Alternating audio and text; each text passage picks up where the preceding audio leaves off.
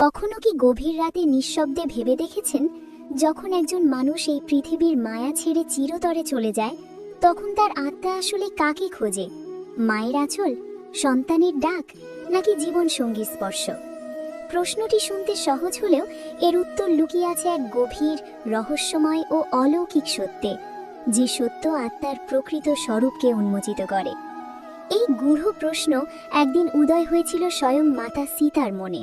তখন তিনি ও ভগবান শ্রী রামচন্দ্রজি বনবাসকালে চিত্রকূটের পবিত্র ভূমিতে অবস্থান করছিলেন। চারিদিকে নিস্তব্ধ বন, শীতল বাতাসের মৃদু স্পর্শ আর আকাশ থেকে নেমে আসা চাঁদের নরম আলো কুটিরটিকে ঢেকে দিয়েছিল এক অলৌকিক দীপ্তিতে।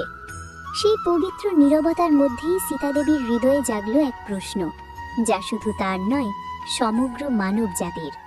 তিনি কোমল কণ্ঠে বললেন, হে প্রভু, মানুষ যখন মৃত্যুর পরে এই দেহ ত্যাগ করে, তখন তার আত্মা কাকে খোঁজে?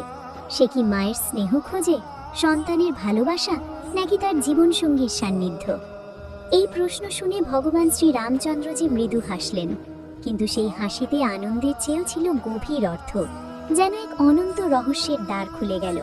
তিনি বললেন, হে দেবী সীতা, তুমি যে প্রশ্ন করেছ তা কেবল তোমার নয়, এ প্রশ্ন সমগ্র মানবজাতির কল্যাণের পথ দেখায়, কারণ এটি আত্মার সেই অসত্য চিরন্তন। তিনি আরও বললেন, আজ আমি তোমাকে এই প্রশ্নের উত্তর দেব একটি কাহিনীর মাধ্যমে। যে মানুষ এই কাহিনী শুরু থেকে শেষ পর্যন্ত শ্রদ্ধা ও মনোযোগ সহকারে শোনে, তার পাপ ক্ষয় হয়, হৃদয়ের অন্ধকার দূর হয় এবং সে মুক্তির পথে এক ধাপ এগিয়ে যায়। কিন্তু হে সীতা, যদি কেউ এই কাহিনী অসম্পূর্ণভাবে শোনে, মাঝপথে ত্যাগ করে বা মন না দিয়ে গ্রহণ করে, তবে তার উপর পরমাত্মার কৃপা পূর্ণরূপে বর্ষিত হয় না, কারণ সত্যকে অর্ধেক জানা অজ্ঞানতার থেকেও ভয়ঙ্কর। এই কথা শুনে সীতাদেবীর চোখ ভরে উঠল শ্রদ্ধায়। তিনি দৃঢ় কণ্ঠে বললেন, হে প্রভু, আমি এই কাহিনী সম্পূর্ণ ভক্তি ও নিষ্ঠার সঙ্গে শ্রবণ করব এবং এই জ্ঞান সংসারের সকল মানুষের কাছে পৌঁছে দেবার সংকল্প গ্রহণ করছি, যাতে তারা মৃত্যুর পরের যাত্রা বুঝতে পারে এবং ধর্মের পথে চলতে শেখে। তখন ভগবান শ্রী রামচন্দ্রজি কণ্ঠে আনলেন এক দিব্য গাম্ভীর্য, যেন সময় নিজেই থমকে গেল। তিনি কাহিনী আরম্ভ করে বললেন, হে সীতা, মৃত্যু কেবল দেহের সমাপ্তি নয়, মৃত্যু হলো আত্মার এক নতুন যাত্রার সূচনা। তুমি জানতে চাও আত্মা মৃত্যুর পরে কাকে খোঁজে, কিন্তু তার আগে জানতে হবে আত্মা মৃত্যুর পরে কোন কোন অবস্থার মধ্য দিয়ে অতিক্রম করে। তিনি বললেন, হিন্দু ধর্মের পবিত্র গ্রন্থ গরুড় পুরাণ সেই অদৃশ্য যাত্রার বিস্তারিত বর্ণনা দেয়, যে যাত্রা সাধারণ চোখে দেখা যায় না। সেখানে বলা হয়েছে, মৃত্যুর মুহূর্ত থেকে পরলোকে গমনের আগ পর্যন্ত আত্মা কি দেখে, কাকে ডাকে, কোন ভয়ে কাঁপে, কোন অনুভূতিতে শান্তি পায় এবং সে আসলে কিসের সন্ধান করে। ভগবান বললেন, মানুষের দেহ এই ভৌতিক জগতেই রয়ে যায়, কিন্তু আত্মার প্রকৃত যাত্রা শুরু হয় ঠিক তারপরেই।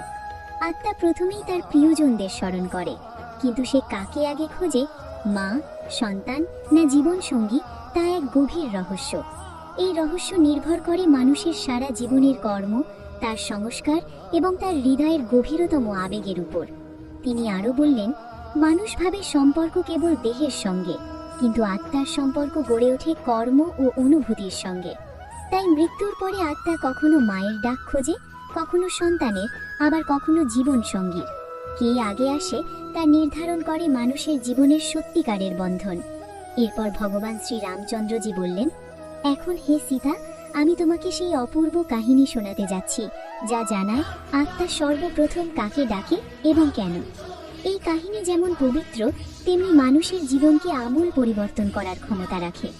ভক্তগণ, গরুড় পুরাণ অনুযায়ী আত্মা মৃত্যুর পরে কোথায় যায়, কাকে খোঁজে এবং কোন কোন রহস্যময় অবস্থার মধ্য দিয়ে অতিক্রম করে, সবকিছুই নির্ভর করে মানুষের কর্ম, ইচ্ছা, সংস্কার এবং মৃত্যুকালীন মানসিক অবস্থার উপর। ভগবান শ্রী রামচন্দ্রজি গভীরভাবে সীতাদেবীকে বোঝাতে লাগলেন, হে দেবী, এই দিব্য রহস্য জানলে মানুষের মৃত্যু ভয় দূর হয়ে যায় এবং জীবনের প্রকৃত অর্থ স্পষ্ট হয়ে ওঠে। আত্মার যাত্রা শুরু হয় ঠিক সেখান থেকে যেখানে দেহের গল্প শেষ হয়। মৃত্যুর ক্ষণ যতটা ভয়াবহ মনে হয়, তার ভেতরে ততটাই গভীর আধ্যাত্মিক সত্য লুকিয়ে থাকে। জীবনের ডোর যখন আলগা হতে থাকে, তখনই মানুষ সূক্ষ্ম সংকেত পেতে শুরু করে। কখনো মনে হয় যেন কোনো অদৃশ্য শক্তি তাকে ডেকে বলছে, এবার প্রস্তুত হও। আর এখান থেকেই শুরু হয় আত্মার সেই রহস্যময় যাত্রা, যার পরবর্তী অধ্যায় আরো ভয়ঙ্কর, আরো পবিত্র, আরো বিস্ময়কর। কখনো কখনো সেই ক্ষণে মানুষের মনে হয় কেউ যেন সামনে দাঁড়িয়ে আছে, হয়তো কোনো পূর্বপুরুষ, কোনো পিতৃপুরুষ, কিংবা কোনো অদৃশ্য দিব্য সত্তা। চোখ খোলা থাকলেও চারপাশের দৃশ্য ঝাপসা হয়ে আসে। দেহ ধীরে ধীরে ভারী হয়ে ওঠে।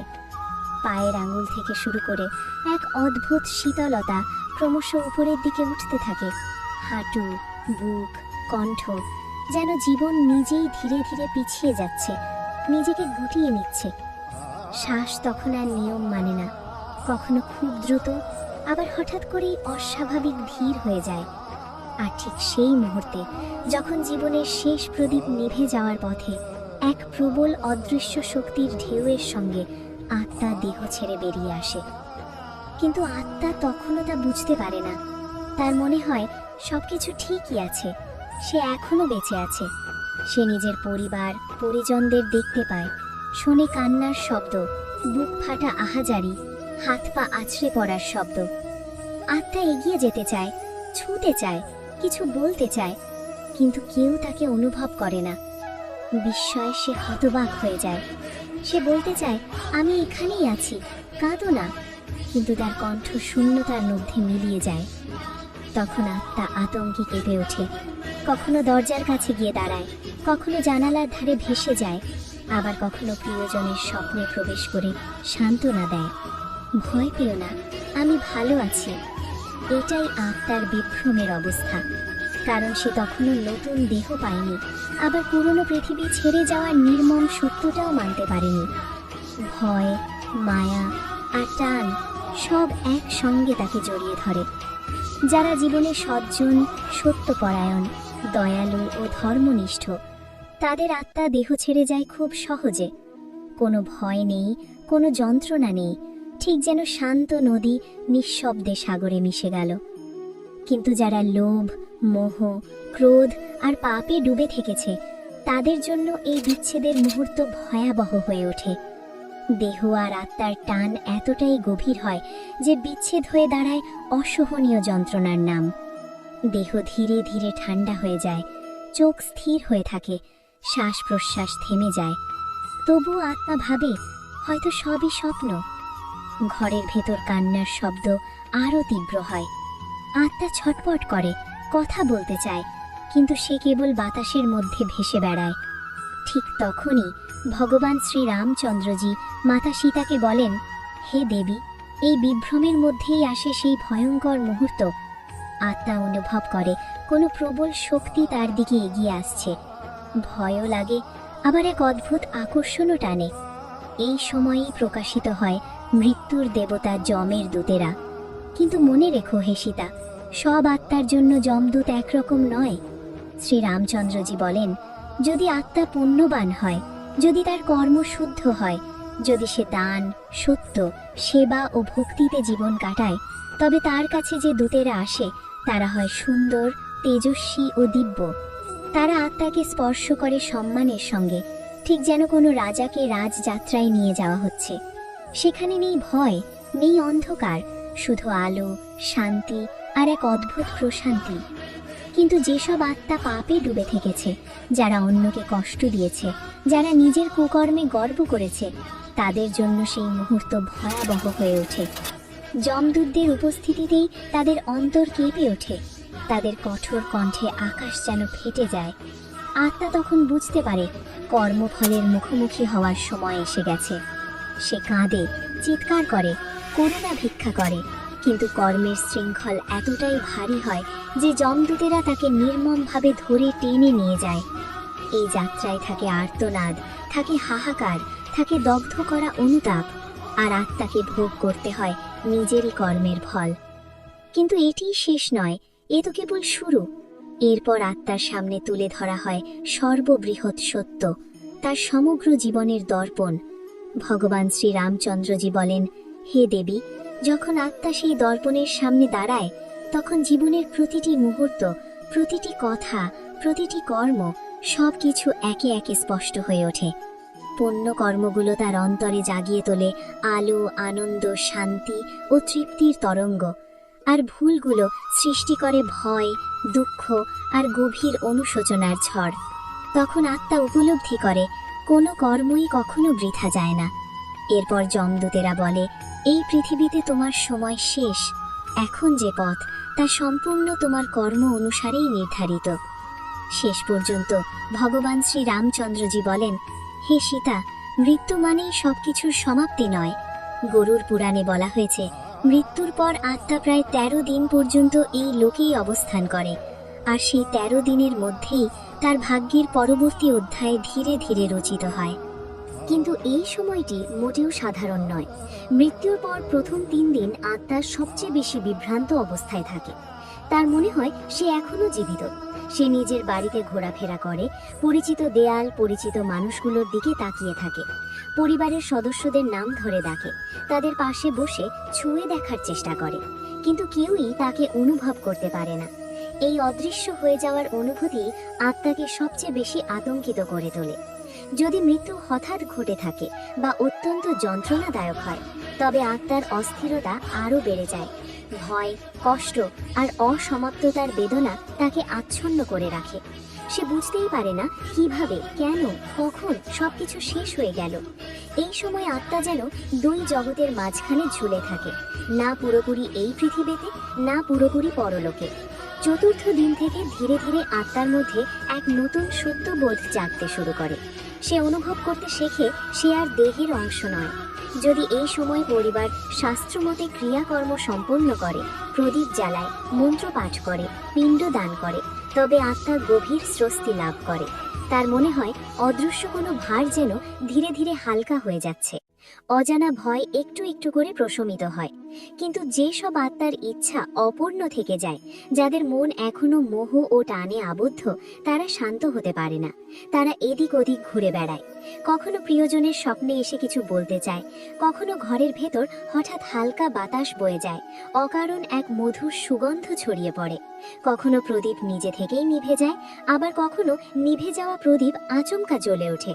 হে দেবী, এগুলো কোনো ভয় দেখানো নয়, এগুলো আত্মার নীরব আহ্বান। আমাকে স্মরণ করো, আমাকে শান্তি দাও। সপ্তম থেকে 10ম দিনের মধ্যে আত্মার ভেতরে আরও এক গভীর উপলব্ধি জন্ম নেয়। সে বুঝতে শুরু করে পৃথিবীর সঙ্গে তার বন্ধন ধীরে ধীরে শিথিল হয়ে যাচ্ছে। আর ত্রয়োদশ দিনে পিণ্ডদান ও শ্রাদ্ধের মতো পবিত্র কর্ম তার পরলোকের দ্বার উন্মুক্ত করে দেয়। যে আত্মা জীবনে ধর্ম ও পুণ্য অর্জন করেছে, তাকে দেবদূতেরা আলোর পথে স্বর্গের দিকে নিয়ে যায়। আর যে আত্মা পাপের ভার বহন করেছে, তাকে যমদূতেরা ন্যায়ের পথে নরকের দিকে নিয়ে যায়, নিজের কর্মফল ভোগ করার জন্য। এরপর ভগবান শ্রী রামচন্দ্রজি বলেন, হে সীতা, আত্মা মৃত্যুর পরেও সংকেত দেয়। যখন আত্মা এখনো আবদ্ধ থাকে, তখন সে নিজের প্রিয়জনদের কাছে বার্তা পৌঁছানোর চেষ্টা করে। কখনো স্বপ্নে এসে, কখনো ঘরে হঠাৎ বাতাস বইয়ে, কখনো এক দিব্য সুগন্ধ ছড়িয়ে, আবার কখনো কোনো বস্তু নিজে থেকেই নড়ে ওঠে বা চালু হয়ে ওঠে। এগুলো ভয়ের জন্য নয়, বরং জানানোর জন্য যে আত্মা এখনো পৃথিবী থেকে সম্পূর্ণ মুক্ত হয়নি। গরুড় পুরাণ বলে, দেহ তো মৃত্যুর সঙ্গেই ত্যাগ করা হয়, কিন্তু চেতনা থেকে যায়, আর এই চেতনাই আত্মাকে তার পরবর্তী লোকের দিকে নিয়ে যায়। আত্মা যখন দেহ থেকে বিচ্ছিন্ন হয়, তখন সে এক অত্যন্ত সূক্ষ্ম অবস্থায় প্রবেশ করে। সেই অবস্থায় সে নিজের পরিবারকে স্পষ্টভাবে দেখতে পায়, তাদের কথা শোনে, তাদের কান্না ও শোক গভীরভাবে অনুভব করে। কিন্তু সে কথা বলতে পারে না, কারণ তার আর দেহ নেই, নেই কণ্ঠস্বর, নেই সেই উপকরণ যেগুলোর মাধ্যমে ধ্বনি সৃষ্টি হয়। তখন আত্মার কাছে থাকে কেবল অনুভব আর শক্তি। এই কারণে যখন ভালোবাসা অপূর্ণ থেকে যায় বা কোনো বার্তা পৌঁছে দেওয়ার তীব্র প্রয়োজন হয়, আত্মা কথা না বলেই যোগাযোগ করে। কখনো স্বপ্নের মাধ্যমে, কখনো এক দিব্য সুগন্ধ হয়ে, কখনো পাখা, বাল্ব বা কোনো বস্তু হঠাৎ নিজে থেকেই বন্ধ বা চালু হয়ে ওঠে। এগুলো বলার জন্য আমি এখানেই আছি। হে দেবী, মুক্তির প্রকৃত অর্থ তখনই পূর্ণতা পায় যখন আত্মা তার সমস্ত বন্ধন, সমস্ত ভয় এবং সমস্ত কর্মফল ত্যাগ করে পরমাত্মার মধ্যে সম্পূর্ণভাবে লীন হয়ে যায়। তখন সে আর ফিরে আসে না, আর ভ্রমণ করে না, আর কোনো সংকেতও দেয় না। এটাই আত্মার সর্বোচ্চ অবস্থা। তবে যারা স্বর্গ বা নরকে গমন করে তারা নিজেদের কর্মফল ভোগ করে এবং পৃথিবীর কার্যকলাপে আর হস্তক্ষেপ করে না। কিন্তু যে আত্মারা অপূর্ণ ইচ্ছার বন্ধনে আবদ্ধ হয়ে যায়, যারা পরিবারের প্রতি উদ্বেগ ত্যাগ করতে পারে না, যারা আকস্মিক মৃত্যুর ফলে বিভ্রান্তি ও যন্ত্রণায় আটকে পড়ে, তারা কখনো কখনো সংকেত দিয়ে সাহায্য চাইতে থাকে। গরুড় পুরাণে বলা হয়েছে, আমাদের পিতৃগণ পিতৃলোকেই বাস করেন। যখন বংশধরেরা শ্রদ্ধা ও ভক্তির সঙ্গে পিণ্ডদান ও শ্রাদ্ধ সম্পন্ন করেন, তখন পিতৃগণ প্রসন্ন হয়ে আশীর্বাদ প্রদান করেন। আর যদি পরিবারের ওপর কোনো বিপদ আসন্ন থাকে, কোনো ভুল ঘটতে চলেছে বা কোনো দুঃখ সামনে অপেক্ষা করে, তখন পিতৃ আত্মারা স্বপ্নের মাধ্যমে সংকেত দেন কিংবা অন্তর্মনে এক সূক্ষ্ম সতর্ক বার্তা জাগিয়ে দেন। অনেকেই বলেন, যখন তারা কোনো বড় দুর্ঘটনা থেকে অল্পের জন্য রক্ষা পেয়েছেন, যখন হঠাৎ এক অদৃশ্য সুরক্ষা অনুভব করেছেন, তখন তা কোনো দেবতা নয়, বরং তাদের নিজেদের পিতৃপুরুষদের আত্মাই ছিল, যারা কঠিন সময় তাদের রক্ষা করেছে। হে দেবী, সীতা যখন কোনো গৃহে শ্রাদ্ধ, পিণ্ডদান, হোম হবন বা ধর্মীয় পাঠ অনুষ্ঠিত হয়, তখন আত্মারা প্রসন্ন হয়ে সেই গৃহকে দিব্য শক্তিতে পরিপূর্ণ করে দেন। মানসিক শান্তি ফিরে আসে, ভয় দূর হয়, আর পরিবারের জীবনে সমৃদ্ধি ও কল্যাণ ধীরে ধীরে বৃদ্ধি পেতে থাকে। আত্মারা কেবল স্বপ্নের মধ্য দিয়েই নয়, চিন্তার গভীর স্তর দিয়েও মানুষের সঙ্গে যোগাযোগ করে। কখনো কোনো গুরুত্বপূর্ণ সিদ্ধান্তের মুহূর্তে মন হঠাৎ বলে ওঠে, থামো, এটা ঠিক নয়। কখনো আবার অজানা এক ভয় আমাদের পেছনে টেনে ধরে। আবার কখনো কোনো ব্যাখ্যাতীত মধুর অনুভূতি আমাদের সাহস দেয় সামনে এগিয়ে যাওয়ার। এগুলো কোনো কাকতালীয় ঘটনা নয়, এগুলোই সেই সূক্ষ্ম সংলাপ যার গভীরে লুকিয়ে থাকে ভালোবাসা, সতর্কবার্তা আর কল্যাণের আশীর্বাদ। অনেক সময় এই বার্তাগুলো আসে আত্মার মাধ্যমে, আবার কখনো আসে পরমাত্মার করুণ ইঙ্গিত হয়ে। ভগবান শ্রী রামচন্দ্রজি বলেন, হে সীতা, আত্মাদের সন্তুষ্ট রাখতে, তাদের সম্মান জানাতে ও শান্তি দিতে মানুষের উচিত প্রতি বছর পিতৃপক্ষের সময় শ্রদ্ধা ও পিণ্ডদান করা, গরুড় পুরাণ, পিতৃস্তোত্র এবং মৃত্যুঞ্জয় মন্ত্র পাঠ করা উচিত। দরিদ্র ও অভাবীদের অন্ন ও দান প্রদান করা উচিত। এর ফলে শুধু পিতৃ আত্মারাই শান্ত হন না, সমগ্র পরিবার এক অদৃশ্য সুরক্ষায় আবৃত থাকে। কিন্তু হে দেবী, যেসব আত্মা অত্যধিক অপূর্ণ ইচ্ছার বন্ধনে আবদ্ধ থাকে, যাদের জীবন শেষ হয়েছে গভীর দুঃখ, মোহ ও অসমাপ্ততার ভার নিয়ে, তারা কখনো কখনো অস্থির হয়ে উঠতে পারে। তাদের শান্তির জন্য প্রয়োজন বিশেষ পূজা, শাস্ত্রপাঠ, মন্ত্রজপ ও দান, যাতে তাদের কষ্ট লাঘব হয় এবং তারা পরলোকের পথে অগ্রসর হতে পারে। এরপর ভগবান শ্রী রামচন্দ্রজি মাতা সীতাকে গভীর স্নেহে জিজ্ঞাসা করেন, হে দেবী, তুমি কি কখনো অনুভব করেছো, যখন জীবন একেবারে বিচ্ছিন্ন মনে হয়, যখন সব পথ বন্ধ বলে মনে হয়, যখন মন হতাশার অন্ধকারে ডুবে যায়, ঠিক তখনই হঠাৎ কোনো অদৃশ্য শক্তি যেন হাত বাড়িয়ে ধরে? কখনো কোনো পথ আপনাতেই খুলে যায়, কখনো বড় কোনো বিপদ অল্পের জন্য এড়িয়ে যায়, আবার কখনো হঠাৎ করেই মনে আসে সঠিক সিদ্ধান্ত। হে সীতা, রামচন্দ্রজি বলেন, এগুলো সাধারণ ঘটনা নয়, কখনো এগুলো আমাদের পূর্বপুরুষদের দিক নির্দেশনা, কখনো পরমাত্মার সংকেত, আবার কখনো আমাদের নিজস্ব সৎকর্মের দীপ্ত প্রতিফলন। এরপর তিনি আত্মার সবচেয়ে গভীর ও রহস্যময় প্রশ্নটির দিকে মন দেন। হে দেবী, মানুষ মৃত্যুর পর আত্মা কাকে খোঁজে? নিজের মাকে, সন্তানের দিকে ফিরে তাকায়, নাকি স্বামী বা স্ত্রীর সান্নিধ্য খোঁজে? এই প্রশ্ন যতটা আবেগময়, ততটাই গভীর আধ্যাত্মিক। গরুড় পুরাণ, ব্রহ্ম বৈবর্ত পুরাণ এবং বহু সাধু মহাত্মার বাণীতে এর উত্তর পাওয়া যায়। আত্মা দেহ ত্যাগ করার পর প্রথমেই সেই সম্পর্ককেই খোঁজে যার সঙ্গে তার সবচেয়ে গভীর মোহ ও অনুভূতির বন্ধন জড়িত ছিল। মনে রেখো, এই মোহ কোনো সম্পর্কের নাম নয়, এটি অনুভূতির গভীরতা। যদি কোনো মানুষের মায়ের প্রতি গভীর ও অপূর্ণ ভালোবাসা থেকে যায়, তবে তার আত্মা প্রথমেই মাকেই খোঁজে, মা জীবিত থাকুক বা পরলোকে। যদি কারোর জীবনের প্রতিটি মুহূর্ত সন্তানের চিন্তায় ভরা থাকে, উদ্বেগ, দায়িত্ববোধ বা অসমাপ্ত স্নেহে, তবে আত্মা সন্তানের চারপাশেই ভ্রাম্যমান থাকে। কখনো স্বপ্নে আসে, কখনো বাতাসের মতো স্পর্শ দেয়, কখনো ঘরের ভেতর নিজের উপস্থিতি জানান দেয়। যদি স্বামী স্ত্রীর প্রেম অসম্পূর্ণ থাকে আর আকস্মিক মৃত্যুর কারণে তারা বিচ্ছিন্ন হয়ে যায়, তবে আত্মা তার প্রিয় জীবন সঙ্গীকেই খোঁজে। সে তার কষ্ট অনুভব করে, তার নিঃসঙ্গতায় পাশে থাকে, কখনো স্বপ্নে এসে নীরবে সান্ত্বনা দেয়। আত্মা কোনো নাম বা রূপে আবদ্ধ নয়, সে গড়ে ওঠে অনুভূতি, সংস্কার আর অপূর্ণ ইচ্ছার শক্তিতে। যেখানে প্রেম গভীর, যেখানে কষ্ট অপূর্ণ, যেখানে বন্ধন ছিন্ন হয়নি, আত্মা সেখানেই আকৃষ্ট হয়। একটি উদাহরণে বিষয়টি আরও স্পষ্ট হয়। এক মা যিনি ছোট সন্তানকে রেখে চলে গেছেন, তার আত্মা বারবার সন্তানের স্বপ্নে আসে, তাকে রক্ষা করে, সংকেত দেয় আমি এখানেই আছি। এক স্ত্রী যিনি হঠাৎ মৃত্যুর কারণে স্বামীকে ছেড়ে গেছেন, তার আত্মা স্বামীর একাকিত্ব অনুভব করে এবং নীরবে তার পাশে থাকে। এক বৃদ্ধ ব্যক্তি যিনি সারা জীবন মাতৃত্বের মমতার জন্য আকুল ছিলেন, তার আত্মা মৃত্যুর পরও সেই মমতাকেই খোঁজে। এইভাবেই আত্মা মা, সন্তান, স্বামী বা স্ত্রী যে রূপেই হোক না কেন, সেই সম্পর্ককেই খোঁজে যার সঙ্গে তার হৃদয়ের বন্ধন ছিল সবচেয়ে গভীর। যেখানে ভালোবাসা সত্য, যেখানে সম্পর্ক অসম্পূর্ণ, যেখানে মনের কষ্ট চেপে রাখা, আত্মা সেখানেই ফিরে আসে। শেষে ভগবান শ্রী রামচন্দ্রজি মাতা সীতাকে বলেন, হে দেবী, আজ তুমি যে রহস্য শুনলে, যদি তা তোমার হৃদয়কে স্পর্শ করে থাকে, যদি তা ঈশ্বরের প্রতি বিশ্বাস ও আত্মার প্রতি বোধ জাগিয়ে তোলে, তবে এই জ্ঞান অন্যদের কাছে পৌঁছে দেওয়াই এর প্রকৃত ফল। কারণ এটি কেবল একটি কাহিনী নয়, এটি মানবজাতির কল্যাণের দ্বার। যে মানুষ এই আত্মার রহস্য মন দিয়ে বুঝে, তার মৃত্যু ভয় দূর হয়, ভ্রান্তি মুছে যায়, আর মুক্তির পথ ধীরে ধীরে স্পষ্ট হয়ে ওঠে। হে ভক্তগণ, এখানেই এই দীর্ঘ ও গভীর কাহিনীর সমাপ্তি। কিন্তু মনে রাখবেন, এর প্রভাব আপনার জীবনে ইতিমধ্যেই শুরু হয়ে গেছে। যদি এই কাহিনী আপনার হৃদয় ছুঁয়ে থাকে, তাহলে ভিডিওটি অবশ্যই লাইক করুন, প্রিয়জনদের সঙ্গে শেয়ার করুন এবং এমন আরও আধ্যাত্মিক রহস্য জানতে আমাদের চ্যানেল সাবস্ক্রাইব করুন। আপনার একটি ক্লিকই হতে পারে কারোর জীবনের অন্ধকারে আলো জ্বালানোর সূচনা। জয় শ্রীরাম।